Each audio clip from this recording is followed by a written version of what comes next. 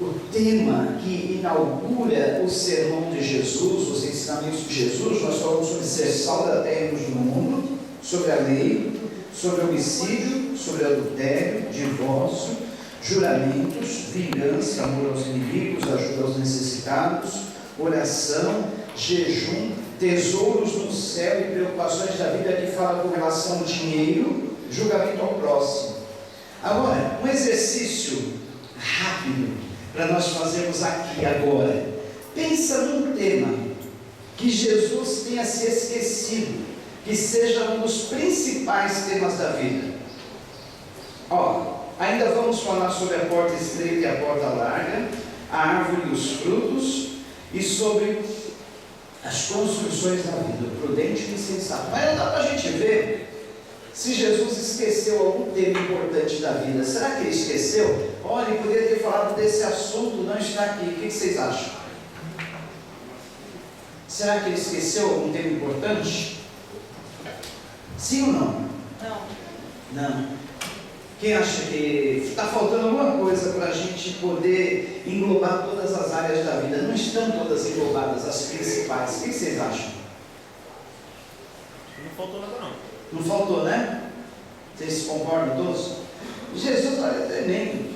Num sermão, num dia, ele ensinou ao povo as áreas mais importantes da vida, as questões principais, tudo que a gente precisa saber para ser feliz. Se você, obedecer, seguir o Sermão da Montanha, do capítulo 5 de Mateus até o capítulo 7, eu te digo, você vai estar cumprindo toda a lei. Se quem achava que seguir o Evangelho é difícil, pegue Mateus 5 a 7. Fala, eu vou seguir isso aqui. Gente, é batata. Você já está cumprindo toda a lei. Olha, a sabedoria do Senhor Jesus em 2, 5, 6, 7, 3 capítulos. Ele resumiu, ele exemplificou tudo que nós precisamos saber para termos uma existência feliz aqui na terra. Assim fica mais fácil, não fica? Muito mais fácil. Poxa, pastor, seguir a Jesus é muito difícil, obedecer a Deus. Olha, só o Antigo Testamento tem 613 mandamentos. Aí a gente pega os evangelhos, mas aquela carga não é. 3 capítulos, olha só que interessante. Vou repetir. Jesus falou sobre o que é ser bem-aventurado, depois ele falou sobre ser sal da terra e luz do mundo, sobre cumprir a lei, sobre homicídio, adultério, juramentos, vingança, amor aos inimigos, ajuda aos necessitados, oração, jejum, tesouros no céu e preocupações da vida, que fala com relação ao dinheiro, a provisão, as nossas preocupações, julgamento ao próximo, e hoje persistência na oração. Pronto, gente, está tudo englobado aí, não é difícil, não é impossível, basta a gente querer seguir, e vocês vão ver que são chaves na nossa vida, chaves no nosso relacionamento, chaves na nossa vida, no relacionamento com o próximo, relacionamento com Deus e relacionamento conosco mesmo. Olha, o Sermão da Montanha que Jesus passou fala principalmente sobre relacionamentos em 3 áreas: comigo mesmo, com o meu próximo e com Deus. Vamos então introduzir o assunto de hoje, que é persistência na oração. Vocês poderiam ler um versículo cada um para mim, por favor? Do versículo 7 de Mateus 7 até o versículo 12. Cada um pode ler um versículo, por favor. Mateus 7, 7 até o 12. Quem leu primeiro? Pedi e dar-se-vos-á, buscai e encontrareis, batei e abrir-se-vos-á. Pois aquele que pede, recebe, e o que busca, encontra, e o que bate, se abre. Ou qual dentre vós é o homem que, se porventura o filho lhe pedir pão, lhe dá a pedra? E pedindo-lhe peixe, lhe dará uma serpente? Se vocês, apesar de serem maus, sabem dar boas coisas aos seus filhos, quanto mais o Pai de vocês, que está nos céus dará coisas boas aos que lhe pedirem. Assim, em tudo, façam aos outros o que vocês querem que eles lhe façam, pois esta é a lei e os profetas. Senhor Deus, nós estamos aqui para aprendermos mais de Ti, como nós podemos nos relacionar bem conosco mesmo, com o nosso próximo e contigo, Pai. E nesta manhã nós possamos sair ainda mais aperfeiçoados, amadurecidos, crescidos no nosso entendimento, Pai, para que nós possamos experimentar sim a verdadeira felicidade que vai nos guiar, nos orientar em todo o nosso viver. Assim nós te agradecemos por essa oportunidade ímpar, única, de estarmos aqui, Pai, nesta manhã, estudando esse texto da Palavra de Deus, que é tão rico, Pai, tão importante, tão completo para as nossas vidas. Te agradecemos pela Tua Palavra, Pai, porque é por ela que nós vamos viver, é por ela que nós podemos, Senhor, neste mundo, Pai, termos condição de vida. Obrigado, Senhor. Amém. Seria de nós se não fosse a palavra para nos orientar.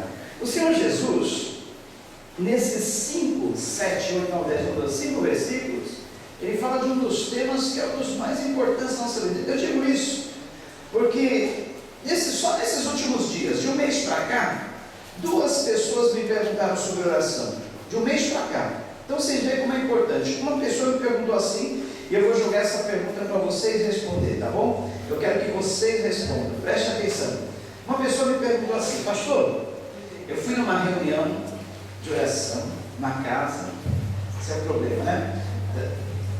Eu acho que está um pouquinho alto, se puder abaixar, estou bem distante, um palmo.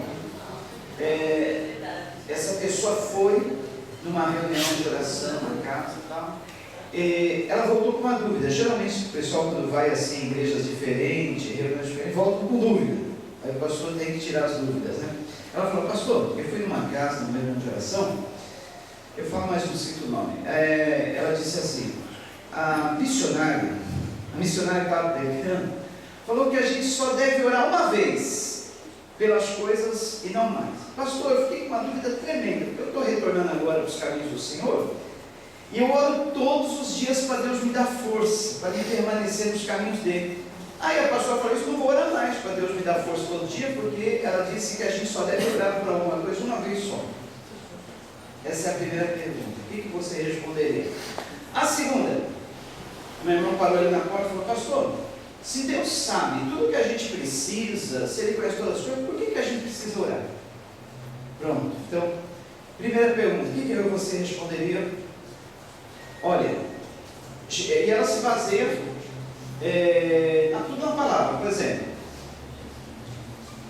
Jesus falou, a palavra de Deus diz que a gente tem que ter fé, e quem tem fé pede uma vez e não pede mais. Se você pedir mais de uma vez, você está mostrando que não tem fé, porque você pede uma vez, pede outra, você está duvidando que Deus vai dar. Então você está dizendo que não tem fé. E faz sentido? O que vocês acham? A gente, por tudo, a gente só deve orar uma vez, orou uma vez, pronto, esqueceu, não pede mais. Não, a palavra diz que batei e abri-se vos olhos. Aqui, olha, está bem explícito, né? Peçam e lhes será dado, busquem e encontrarão, batam e a porta lhes será aberta. Em outra tradução, batei e abrir-se vos olhos. O cidadão aplicou errado esse versículo aí. Ele era um valentão, havia se convertido, né? Aí encontrou um desafeto dele, de tempos antigos. Agora acertou se converter, né? Pois bem, eu sei que a palavra de Deus que você prega diz que se bater numa face tem que dar outra. Pois eu vou te dar um tapa bem dado agora na cara, descontando toda a raiva que eu tenho em você no passado. E a tua Bíblia diz que se eu te der um tapa na cara, você tem que me dar o outro lado. Eu vou bater do outro lado também. E agora, hein? O valentão que havia se convertido, ele pegou exatamente esse versículo. Ele disse: mas na minha Bíblia, era nordestino, né? Sangue quente, tal, mas na minha Bíblia também está escrito: batei e abri-se vos olhos. Eu estou aqui com uma peixeira, bate em mim que eu vou te abrir. Batei e abri-se vos olhos. Ele usou a palavra, né? Não da forma correta, mas usou. E aí, primeira pergunta. Qual é a primeira pergunta mesmo? Orar uma vez? Ou continuar orando? O que você fala? Continua orando. Continuar orando? Exato. Por todos, em todos os sentidos, em todos os pedidos, em todas as ações. Mas, porém, a palavra é importante, né? Mas, porém, Até mesmo, né, pastor? Porque sobre o que se pede. Hã? Você ia falar? como Jesus fala, se tiveres fé, talvez nos mostrar, quer dizer, nós não temos fé o suficiente para de uma vez só, muitas vezes. É necessário, dentro das nossas orações, a nossa fé vai aumentando. Tireis esse monte, passa, tira aqui, para colar, ele passará. Aí é uma oração que parece que é uma vez só, né? Se você tiver fé, tamanho de um grão de mostarda, diga esse monte, passa, tira aqui para lá, ele passará. Né? Então, olha, essa é uma pergunta importante. Se causou dúvida em uma, duas pessoas, pode causar dúvida em mais pessoas. Como eu devo orar? Se orar mais de uma vez, eu estou provando que eu não tenho fé? Então, eu acho que a Gidiane deu a palavra-chave. Depende de qual oração. Depende de que oração você está pedindo. Lembram-se de Daniel? Daniel, ele orou quantas vezes ou quantos dias? 21 dias? 21 dias. Quantas vezes não? O que ele orou 21 dias? Vocês estão com calor? Será que é bom ligar o ventilador? É. Se quiser ligar. Ele orou 21 dias por uma resposta de oração. Resposta de oração. Sobre uma visão. Ele teve a visão, o sonho, e ele não sabia interpretar, a resposta não vinha, e ele orou insistentemente, persistentemente, até chegar a resposta que ele precisava. Aí um exemplo de alguém que orou vários dias, 21 dias. Vocês conhecem algum outro exemplo de uma pessoa que tem orado mais de uma vez por alguma bênção, alguma coisa? Pastor, eu já ouvi uma palavra de um pregador muito famoso, ele falou assim que você ora para aquela pessoa, se você vê que ele vai querer mudar de vez ou algo assim, você continua orando. Caso contrário, não adianta. Aí, outro exemplo. Aí é uma oração intercessória. Também, né? Eu vi quase que existia, mas... Intercessória. Você está intercedendo em favor de alguém. Quantas vezes a gente deve orar? Tem um tempo. Ele falou, se a pessoa não está ouvindo, não quer ouvir você, não quer as orações, isso aqui então não adianta. Se a pessoa não estiver ouvindo, se a pessoa não quiser ouvir. Você falar de Deus, você tem que ter uma caminhada com Deus, não adianta. E aí? Mais uma pergunta. Pastor, como eu e minha esposa, a gente trabalha muito com evangelização lá fora. Principalmente com as pessoas que estão próximas, como eu comentei com a senhora, que você vê muitas situações. Aí a pessoa te pede uma ajuda. Aí você vai dentro da palavra com sabedoria para não afrontar. Porque a pessoa já está te pedindo ajuda porque ela não consegue se situar naquilo que ela está fazendo. Então você tem que ir com sabedoria porque você não sabe a resposta que aquela pessoa quer ter. Na verdade, ela já quer uma resposta do que ela já tem em mente. Aí você passa. Eu tenho exemplos dentro de casa, de irmãs, tal, familiares. Você convida. Se a pessoa não quer vir, isso nada te impede de continuar orando, porque Deus vai trabalhar no culto. De repente vai mandar outra irmã, de outra forma. De repente ela liga a rádio naquele momento, ela pega a Bíblia naquela hora de dor, e Deus vai falar com ela. Então, não preciso diretamente pronunciar para aquela pessoa. Eu faço a ligação com o Espírito Santo. Aí então, também surgiu mais uma dúvida, mais uma questão. E a oração por outras pessoas? Quantas vezes eu devo orar? Até quando eu devo orar? Será que se a pessoa rejeitar, não quiser ouvir de jeito nenhum, eu tenho que desistir? Vou citar mais um exemplo. Vocês já ouviram falar de David Wilkerson, né? O fundador do primeiro desafio jovem no mundo. Um homem que iniciou o trabalho com recuperação de drogados. Ele era um pastor americano e ele, com a esposa grávida, ele deixava a esposa grávida em casa. Quem assistiu o filme A Cruz do Punhal? Nunca assistiu? Eu preciso passar esse filme. Eu passei mais 2 vezes na igreja, mas é sempre bom pegar um sábado aí. Vamos ver, se sábado que vem não tiver programação, talvez a gente passe esse filme. Aí, esse homem, uma pipoquinha, né?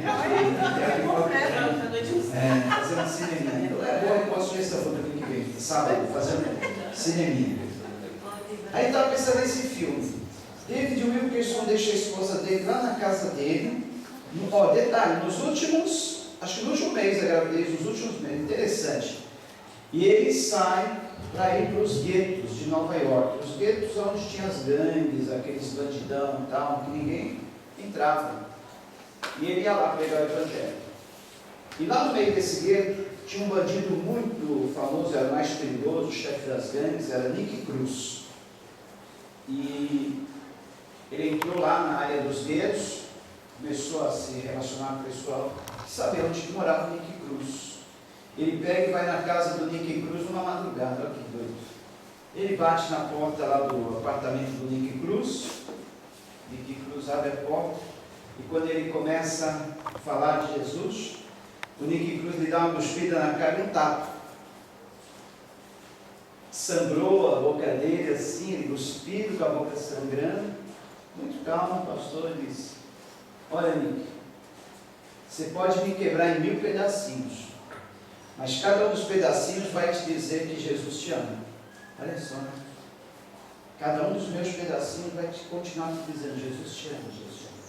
Nick fechou a porta na cara dele, e aí ele ficou com a cabeça lá embaixo, pensando nisso. E o pastor não desistiu dele, continuou orando. Ele não quis nada, não quis ouvir. Mas nem por isso o pastor falou: ah, não quer ouvir, então dane-se. Continuou orando muito por ele. E, conclusão, ele se converteu. Na hora ele não aguentava mais ver tantos amigos dele morrendo ali no crime, morrendo nas brigas de gangue. Aí ele chega todos os amigos começam a converter. E ele durão. Porque o pastor faz uma reunião, um culto assim, aluga um teatro, faz um culto com todas aquelas gangues juntas, 2 gangues, uma contra a outra. E ele conseguiu apaziguar. E aí as pessoas começam a converter, Nick Cruz durão, mas ele se converteu e se tornou um grande evangelista nos Estados Unidos. Ele inclusive veio aqui no Brasil, encheu o Morumbi, palestra do Nick Cruz, esse ex-bandido, que no filme A Cruz do Punhal, ele é interpretado pelo Eric Estrada, aquele do Chips, aquele que fazia o motoqueiro do Chips. Então, Eric Estrada era o Nick Cruz. E o pastor David Wilkerson era o Paul Newman. Olha só, filmão só, atores dos bons. Então, aí, um exemplo, o pastor podia simplesmente, sacudir o pó, como Jesus fala, quer dizer, desprezando, entregando, para o destino, falar: tem jeito, esquecer, mas continuou orando, e ele se converteu. Então vamos voltar à nossa primeira pergunta. Eu devo orar uma vez só, continuar orando? Aí surgiu aí a chave. Depende, porém, depende do pedido. Tem pedidos, concordo, você vai fazer uma vez e vai acreditar que Deus vai te dar. Tem outros que você vai orar uma vez, 2, 3, 4 e continuar orando. Nós falamos do exemplo de Daniel. Tem outro exemplo na Bíblia que orou mais de uma vez por alguma coisa? Lembra-se? Quantas vezes o apóstolo Paulo falou que orou sobre um espinho na carne? 3 vezes. Aí esse orou 3 vezes. Aí ele viu que não era a vontade de Deus que Deus removesse esse espinho na carne dele. O que é esse espinho na carne, Não temos resposta por enquanto. Ninguém tem. Uns falam uma coisa, outros falam outra. Uns falam que é uma doença que Paulo tinha, não concordo muito. Outros falam que era um problema espiritual, uma tentação do demônio que vinha sempre para esbofetear ele e dizer: olha, você é humano, você é carne, mesmo que você tenha subido ao 3º céu, você continua sendo homem com as mesmas tendências, o mesmo pecado. É por isso que ele fala em Romanos 7, desventurado homem que sou, quem me livrará do corpo dessa morte? E o bem que eu quero fazer não consigo, o mal que eu não quero está sempre dentro de mim. Essa é uma posição. Então tem a posição que era uma doença, tem a posição que era um problema espiritual, tem a posição que era um defeito físico. Diz que Paulo, ele tinha um problema nos olhos e esse problema tornava a aparência dele um tanto estranha. Ele pedia para Deus tirar esse problema dele, esse espinho na carne, e ele orava, Deus não removia. Bom, isso a gente só vai saber quando chegar no céu e tudo vai ser esclarecido para nós, a nossa mente vai ser totalmente aberta e nós vamos entender, mas por enquanto nós só sabemos que é um problema que ele tinha, ele orou 3 vezes e mesmo assim não adiantou. Mas eu pensei, e Ana? Como foi a oração de Ana? Foi esse exemplo que a pessoa me citou. Pastor, a missionária usou a Ana. Vamos lá em Samuel, 1 Samuel. Ela usou Ana para dizer que Ana orou uma vez só e acabou. Confiou que Deus iria lhe dar o filho que ela pedia. Quantas vezes será que Ana orou?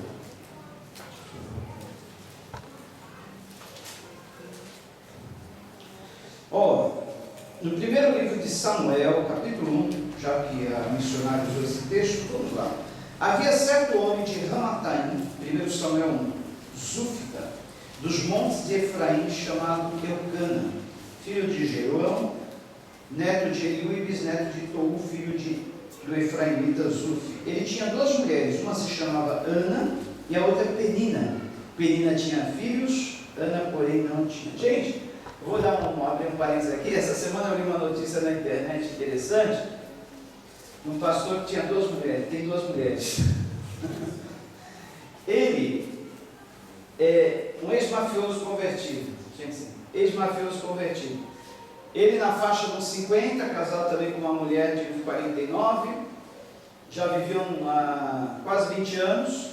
Aí ele teve um caso com uma moça de 18, engravidou a moça de 18, e a esposa dele concordou dela viver junto com os 2, e a casa deles, que é bem grande, foi dividida em 2 compartimentos. Ele passa 3 noites com uma, 3 noites com outra, e na outra noite certamente ele descansa.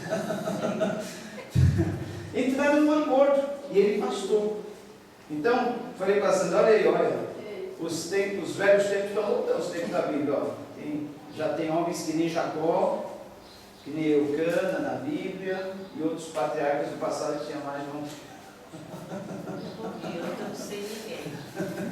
Os Estados Unidos é tremendo. Os Estados Unidos é sempre. Não gostou da ideia. Nenhuma mulher gostaria. O mais interessante é que essa mulher concordou. Vai entender? Ela concordou. Falou: não, legal, traz ela para morar com a gente. Você vai dividir 3 noites para mim, 3 noites para ela. Uma noite você descansa e aí a gente vai criar os filhos juntos, tudo mais. Quem me conforta que meu marido foi para Deus. Se fosse para outra, ele estava morto.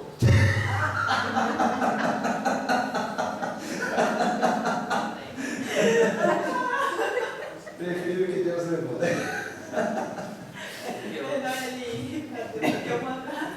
Gente, nem as leis brasileiras permitem isso, quanto mais Deus. Então, no Brasil, nem a lei brasileira permite, né, duplo matrimônio.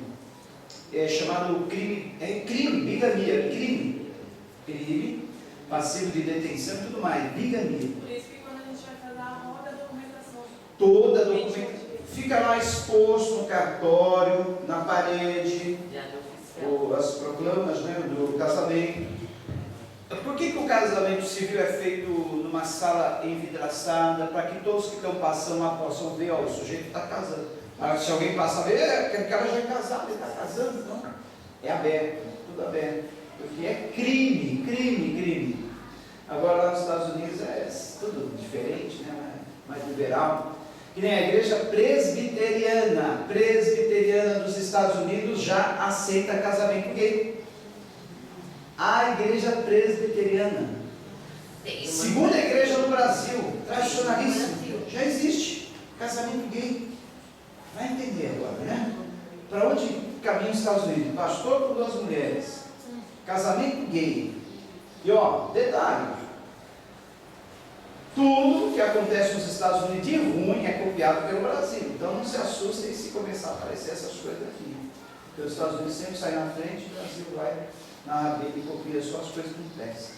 Então, tá aí, ó. Então, todos esses anos, esse homem chamado Eucana, que tinha duas mulheres, uma chamava Ana e outra Penina, subia de sua cidade a Siló para adorar e sacrificar ao Senhor dos Exércitos. Lá, Ofni e Finéias, os dois filhos de Eli, eram sacerdotes do Senhor. No dia em que Eucana oferecia sacrifícios, dava porções à sua mulher Penina e a todos os filhos e filhos dela. Mas a Ana dava uma porção dupla, porque a amava. Esse é o problema, né? O homem sempre vai amar mais uma do que a outra. Bom, mas a Ana dava uma porção dupla, porque a amava, apesar de que o Senhor a tinha deixado estéril. E porque o Senhor a tinha deixado estéril, sua rival a provocava continuamente a fim de irritá-la. Isso acontecia ano após ano. Sempre que Ana subia à casa do Senhor, sua rival a provocava, e ela chorava e não comia. Eucana, seu marido, lhe perguntava: Ana, por que você está chorando? Por que não come? Por que está triste? Será que eu não sou melhor para você do que 10 filhos? Certa vez, quando terminou de comer e beber em Siló, estando o sacerdote ali sentado numa cadeira junto à entrada do santuário do Senhor, Ana se levantou e com a sua alma amargurada chorou muito e orou ao Senhor. E fez um voto dizendo: Ó Senhor dos Exércitos, se tu deres atenção à humilhação da tua serva, te lembrares de mim, e não te esqueceres de tua serva, mas lhe deres um filho, então eu o dedicarei ao Senhor por todos os dias de sua vida, e o seu cabelo e sua barba nunca serão cortados. Enquanto ela continuava a orar diante do Senhor, ele observava sua boca. Como Ana orava silenciosamente, seus lábios se mexiam, mas não se ouvia sua voz. Então ele pensou que ela estivesse embriagada e lhe disse: até quando você continuará embriagada? Abandone o vinho. Ana respondeu: não se trata disso, meu senhor, sou uma mulher muito angustiada, não bebi vinho nem bebida fermentada, eu estava derramando minha alma diante do Senhor.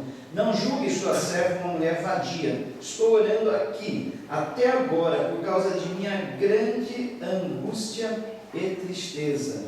E ele respondeu: vá em paz, e que o Deus de Israel lhe conceda o que você pediu.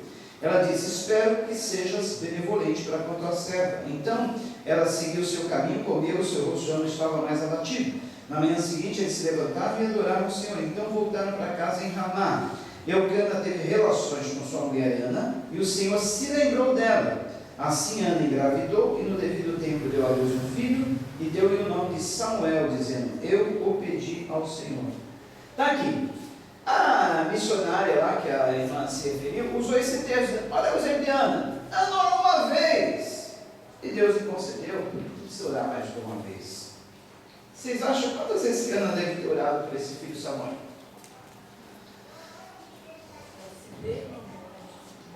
Aqui ela, aqui ó, essa oração é relatada. E as orações que ela orou? E outras orações que ela fez que não foram relatadas? Vocês acham que ela, uma mulher que é estéril, cujo marido tem duas mulheres, que a outra fica zombando: eu tenho filho, você não tem, eu tenho filho, você não tem. Quantas vezes você acha que essa mulher tem orado ao Senhor? Pastor, mas também assim, de repente ela orou uma vez porque Deus atendeu. Ela fez uma oração e Deus atendeu, porque eu falo de experiência própria. Muitas vezes você passa por situações e você acaba não orando. Na hora que você cai a ficha, você ajoelha e ora, comigo acontece isso que Deus faz. Eu não preciso continuar orando. Aí é uma oração única. Única. Naquele determinado assunto. Então acho que depende de cada caso. Exatamente, depende. Tem oração que você vai fazer mais de uma vez, tem oração que você vai fazer uma vez, pronto. Mas aqui nesse caso, eu não creio que eu não tenha orado só uma vez. Eu creio que essa oração ficou relatada, e como a gente falou, ali ela derramou o coração dela e demais, fez um voto. Então Deus falou: opa, aí a coisa está mudando. Deus pensou: olha, até agora ela orou, pediu: não, Deus, me dá um filho. Essa mulher fica zombando de mim, me dá um filho, Senhor. Eu creio que toda vez que a mulher, a inimiga dela zombava dela, ela orava: Deus, dá um filho, por favor, não brinque mais isso. Pastor, é como se a gente abrisse um jejum de uma semana. Quando você faz um jejum ou um voto não é direcionado a algo, você não passa aquele período ali separado, fazendo oração em cima daquilo que você está orando almeja. constantemente. Seja sabedoria, seja renovo, mas você está pedindo toda vez que você vai se ajoelhar naquele voto, naquele momento, quando você traça, entendeu? Se você fala assim, eu vou levantar todo dia de madrugada, eu não vou desistir, eu vou me renovar. Oração de persistência.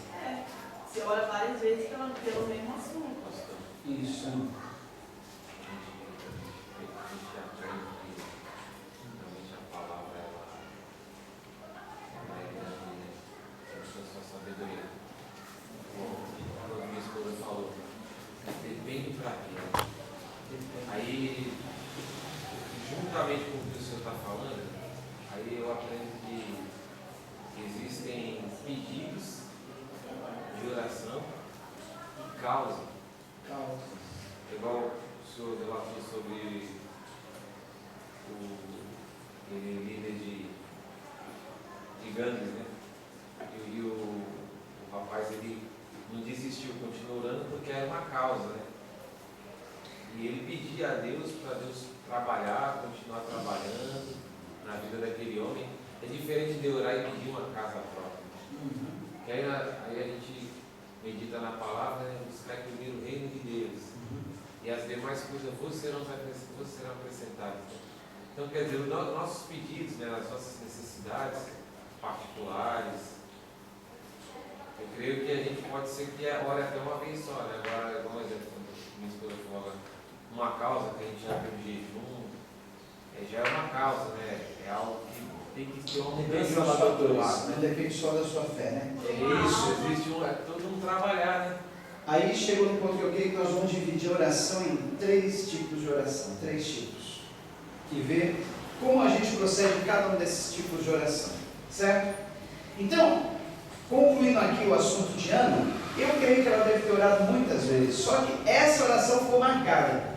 Então, como Deus viu que ela se derramou de uma forma diferente das outras vezes e fez um voto, opa, eu ouvi bem? Ana, você está oferecendo o seu filho para mim? É difícil, né? Uma mãe que nunca teve um filho, de repente Deus promete um filho e fala, não, eu te dou esse filho, Senhor, todos os dias da vida dele, ele vai ser teu. Isso quer dizer que ela iria se abster do convívio dele, ele iria viver no templo. Já pensou? A mãe luta tanto para ter um filho, aí Deus promete um filho, há uma possibilidade de Deus dar um filho, e de repente ela fala, não, esse filho vai ser do Senhor, vai viver lá no templo. E geralmente os meninos hebreus, eles eram ensinados no templo a partir lá dos 7 anos. Começavam a aprender a ler pela Torá, os 5 primeiros livros da Bíblia, de Gênesis a Deuteronômio. E eles decoravam essa Torá, os 5 livros da Bíblia, até os 12 anos. 12 anos ele já sabe, Deus decora os 5 primeiros livros da Bíblia. Pentateuco, é incrível, né? Sabe decorar tudo isso. E até os 18 anos, com certeza, ele tem decorado todo o Antigo Testamento. Aí ele exame constante. Todo dia repetindo aquilo, chega uma hora que o menino fala decora. Então, ó, vamos dividir a nossa oração em 3 partes, 3 tipos de oração. Mas antes de dividir a oração em 3 tipos, eu gostaria de responder, que você respondesse a segunda pergunta. Essa primeira pergunta eu respondi exatamente assim: depende. Que tipo de oração a gente faz uma vez? Tem tipos de oração que a gente faz uma vez e acredita que Deus vai dar e fica todo dia pedindo. Tem oração que a gente tem que pedir todo dia. Que nem a oração que você está pedindo para Deus te fortalecer, para você não cair mais, para você ficar firme, você tem que fazer todo dia mesmo, você tem que fazer todo momento. Não pare de orar assim, porque se você parar, a oração do Pai Nosso, que é uma oração diária, nos ensina que nós devemos orar pedindo a Deus para não nos deixar cair em tentação, mas livrar-nos de todo mal. Nós temos que orar constantemente. Isso tem oração que a gente não pode fazer uma vez só. Vou orar uma vez só, para que Deus me fortaleça espiritualmente, para que eu nunca caia, para que eu permaneça firme. Não vou orar nunca mais por isso. É errado, tem que orar todo dia, porque Deus vai estar percebendo a nossa dependência dEle. É isso que Deus quer, que a gente mostre a nossa dependência dEle, que nós não somos independentes, mas que nós dependemos dEle. Agora, uma oração tipo assim: Deus, eu quero uma casa própria. É errado pedir bens materiais? Não, não é errado. Mas a palavra de Deus diz que a gente não deve estar focado só naquilo, só nos bens materiais, só pedir coisas materiais. Então, eu quero a minha casa, Senhor. Se possível. Não, eu sei que todas as coisas são possíveis para ir com um carro na garagem. Um carro bom que não venha me dar problema. Simplesmente assim. Tá. Que sirva, né, para a minha necessidade, não venha me dar problema. Será que se a gente fizer essa oração uma vez,